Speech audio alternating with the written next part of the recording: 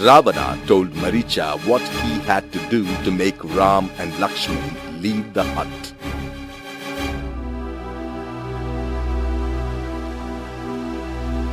Maricha took the form of a beautiful deer with sparkling eyes and shining horns made of gold.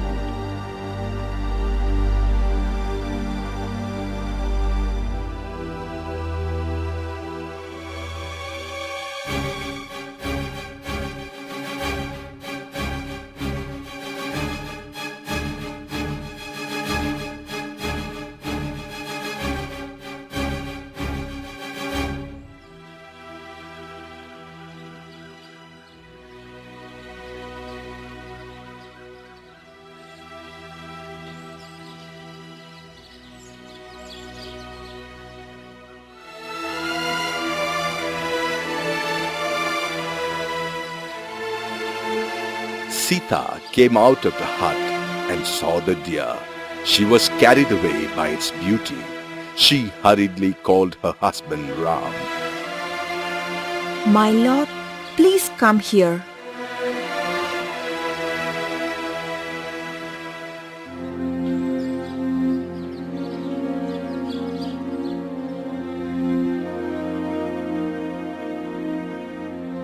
Sita, what happened?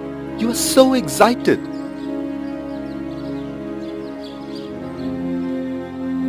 Look at the deer near the bush. It's glowing.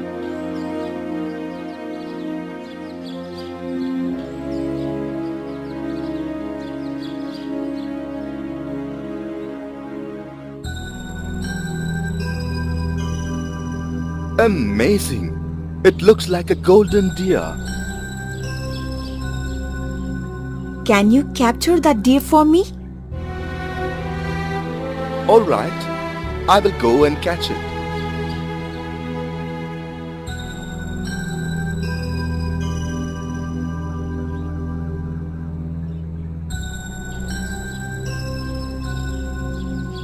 Brother, the deer is glowing, but it doesn't look real.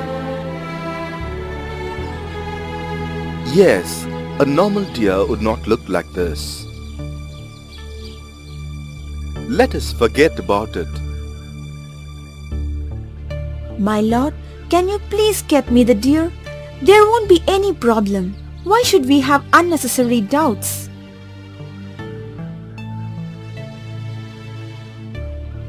Lakshman, let us see if it is real or not.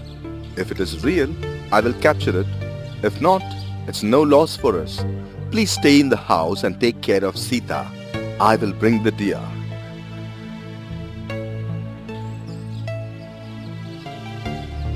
Unable to refuse Sita's request, Ram left to capture the deer.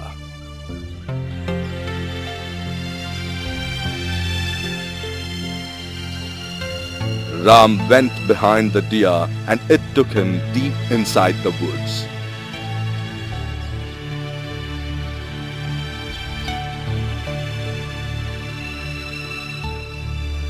Ram was an excellent archer, but every time he aimed at it, the deer disappeared.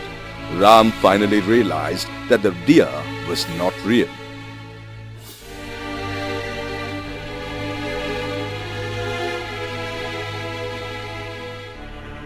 If I am truly virtuous, this arrow will kill the real person who has taken the form of this deer. He took his arrow, swore on it, and shot the deer. The arrow hit Maricha, who was in the form of the deer. When the arrow pierced him, he took his original form. Lakshmana! Lakshmana! Sita! Sita! Uttering the names of Lakshmana and Sita, Maricha died on the spot. Ram understood that something was wrong. He wanted to go back immediately. At the same moment, Lakshmana, did you hear that voice calling our names? I think your brother is in trouble. Please go and find him. My brother would never call anyone for help. Who can cause him any trouble? These are tricks played by the demons in the forest.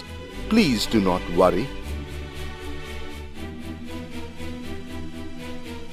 Lakshmana, is this the time to say all this? It was like a death cry. Please go and find out what happened to your brother.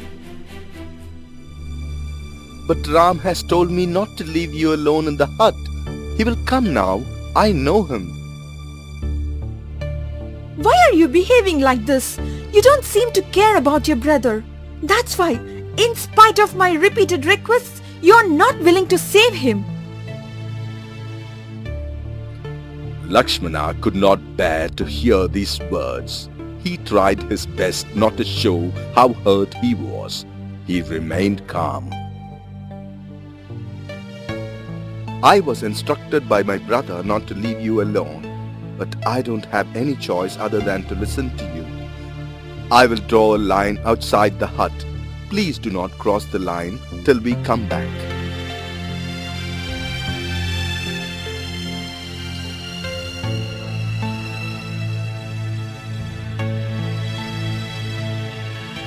Lakshmana's heart was heavy.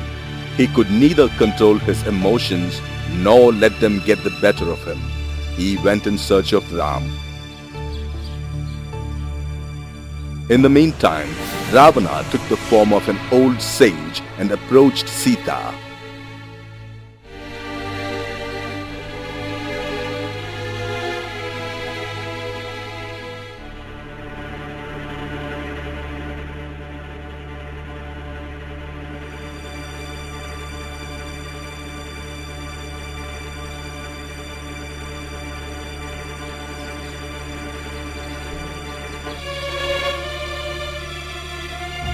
He saw Sita and he was stunned by her divine beauty.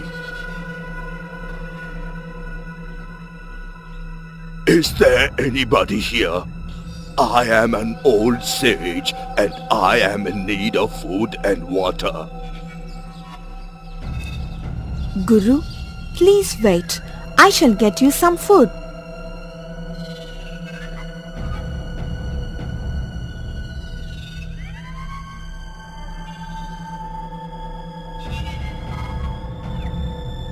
Sita came out with the food.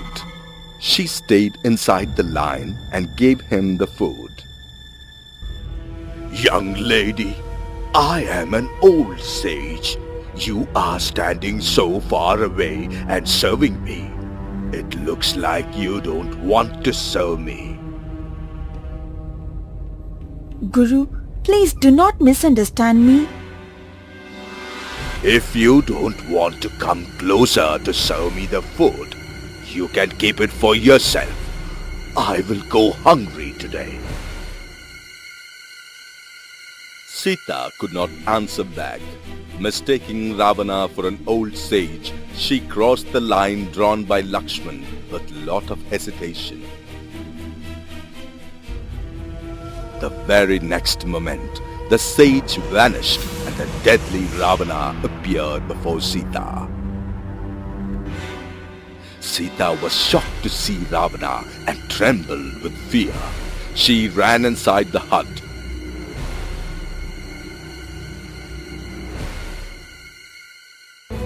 But Ravana picked up the hut with Sita inside, put it in his chariot and flew to the sky.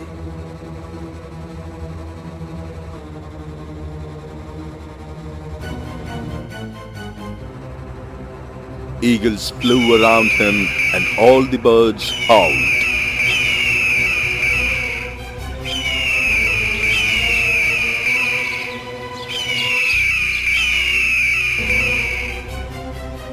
A vulture by name Jatayu, who was a well-wisher of Ram, lived there. Jatayu normally took care of Sita when Ram and Lakshman were away. He saw Ravana carrying Sita away. He immediately attacked Ravana on his forehead. Ravana became furious with Jatayu's interference. There was a fierce battle and finally Ravana cut Jatayu's feathers with his sword. Mortally wounded, Jatayu fell to the ground and Ravana flew away in his chariot, taking Sita to Lanka.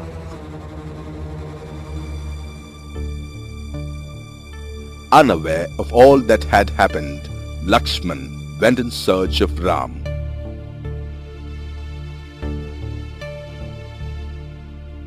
He saw Ram returning from the woods. Lakshmana, why are you here? I asked you to take care of Sita. Brother, we heard a loud cry calling my name and Mother Sita's name. She was very worried and wanted me to search for you. Lakshmana, as we suspected, the deer was not real. When my arrow struck it, it turned into a demon, and while dying, it cried out your name in my voice. Everything seems to be pre-planned. I am very worried. Don't worry, brother. I have put a line of guard and I have asked Mother Sita to stay inside this line. We will go back immediately.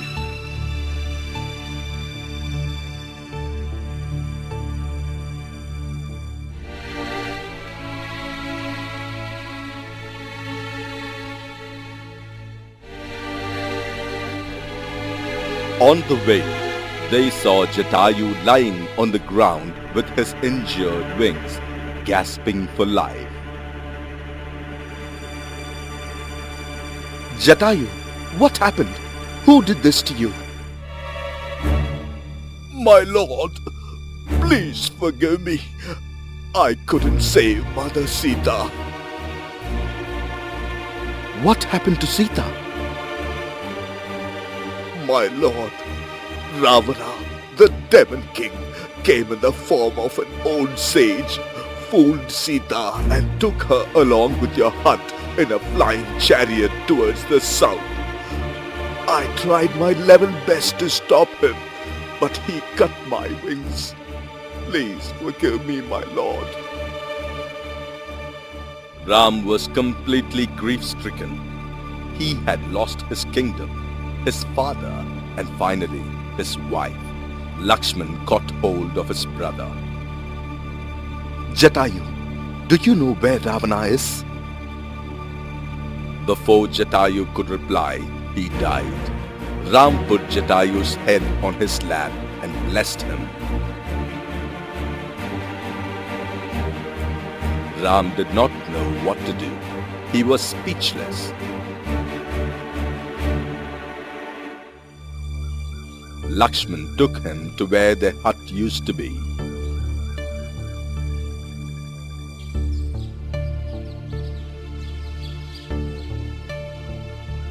Only the bare ground was left there. Ram stood devastated, completely dejected and hopeless. Ram and Lakshman left the place, wandered in the woods like nomads, and traveled towards the south in search of Sita. They had no idea who Ravana was and where he had taken Sita. Ravana took Sita to Lanka and placed the hut in the Ashoka forest, a beautiful natural garden.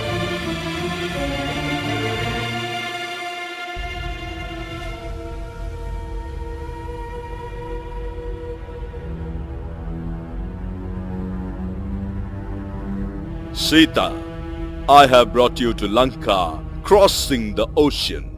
No one can come here and rescue you.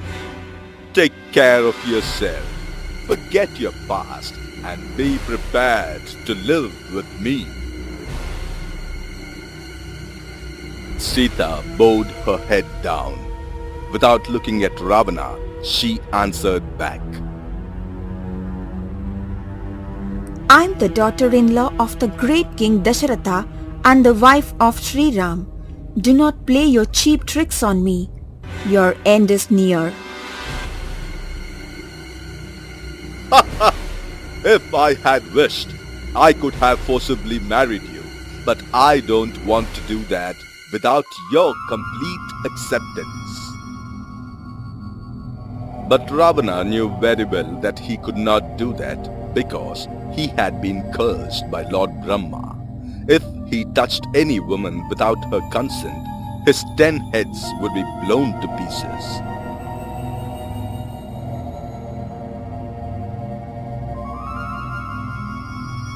He had received this curse because of a woman named Vedavati, who was none other than Sita in her previous birth. Vedavati was a stunning beauty with remarkable qualities. Everyone was captivated by her charm and pleasing appearance. She was loving and dutiful towards her parents. She completely devoted herself to Lord Vishnu and wanted to marry him. Many kings across the globe tried to marry her, but she declined all the proposals. Ravana, the king of Lanka, heard about her beauty and approached Vedavati. He was attracted by her charm.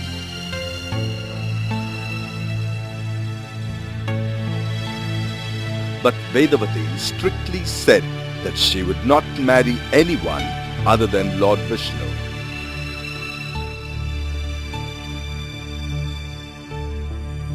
Ravana was about to force Vedavati to marry him.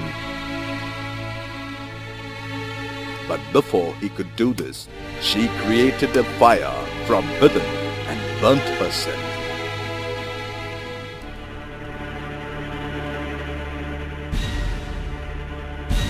She was reduced to a pile of ashes immediately. Just then, Lord Brahma appeared before Ravana and cursed him. Ravana, you demon king, do you know what dedication is? Vedavati was an avatar of Mahalakshmi. She decided to burn herself rather than marry you because she has dedicated herself to Lord Vishnu. If you touch any female without her consent, your heads will blow off. Vedavati will have a second birth and she will be the cause of your destruction and the downfall of Lanka.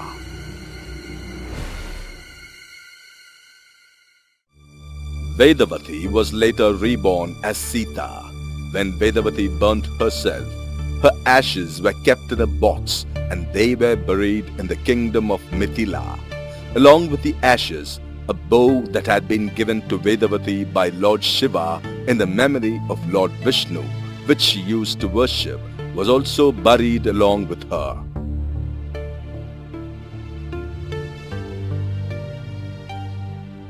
The king of Mithila had no child and he was constantly praying to the Lord for a child.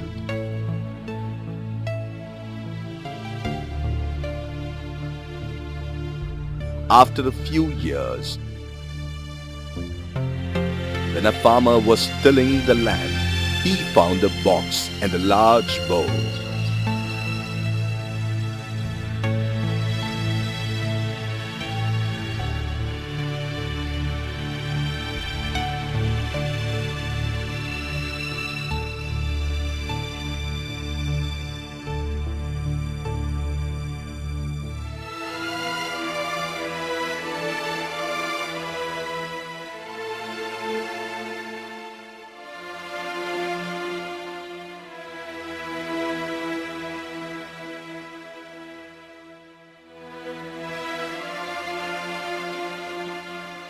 He presented these to the king. When the king opened the box, he saw a beautiful child inside. The little girl was a dazzling beauty with great charm. King Janaka was very happy to see the lovely child given to him by the grace of God, and he named her Sita.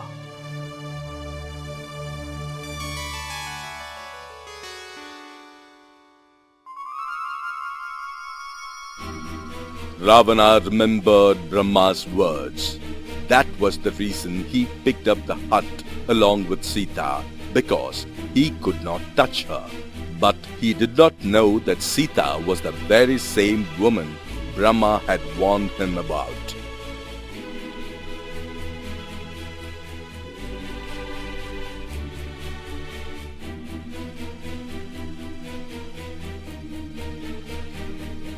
Sita did not know the difference between day and night.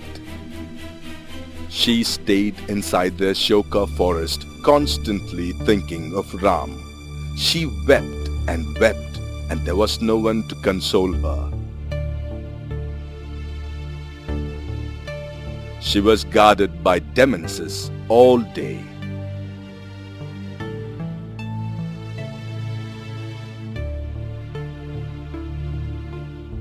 She wanted to commit suicide, but she did not want to leave Ram. She knew that Ram would come and take her back.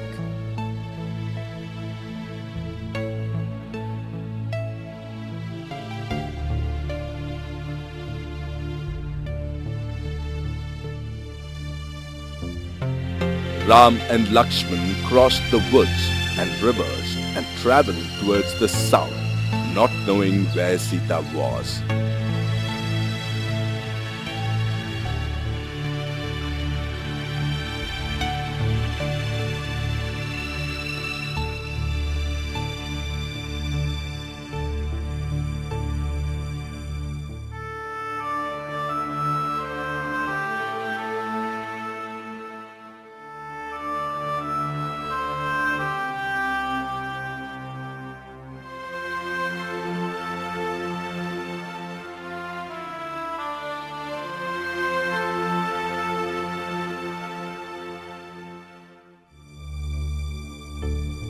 A lady met them on the way. My lord, you both appear as if you hail from the king's family. May I know who you are? Dear lady, we are the sons of King Dasaratha. I am Ram and he is my brother Lakshmana. On hearing these words, the lady's joy knew no bounds. She could not hide her happiness. What good I have done on earth to have a glimpse of my Lord Sri Ram? May I know who you are? I am Sabari, a poor lady who works in this village. I have never met you, but I have heard a lot about you. I longed to meet you once in my life. Now I am very happy. Will you come to my hut and join me for a meal?